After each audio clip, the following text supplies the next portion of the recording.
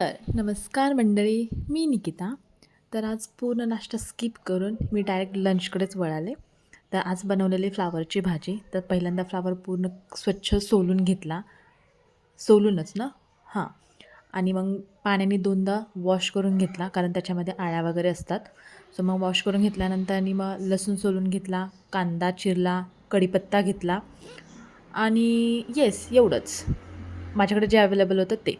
चपातीची कणिक मळून ठेवलेलीच होती, कारण सॉफ्ट होऊन जातात चपात्या त्याच्यासाठी. मग पटपट चपात्या करून घेतल्या. चपात्या थोड्याशा इकडे-तिकडे दिसत असतील, पण चपात्या खूप छान बनवते मी. चपात्या झाल्यानंतरनी मी घेतली भाजी करायला. भाजी करताना थोडं तेल त्याच गरम तव्यामध्ये केलं.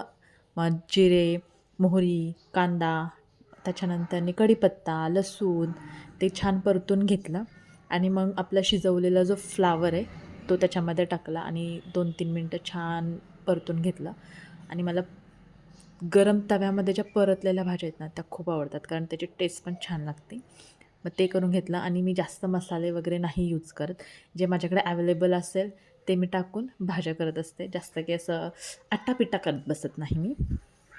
मग भाजी झाल्यानंतरनी पूर्ण गॅस, किचन सगळं क्लीन केलं, डबा पॅक केला आणि मी निघाले माझ्या कामासाठी. चला बाय बाय. प्लीज लाईक आणि सबस्क्राईब करा.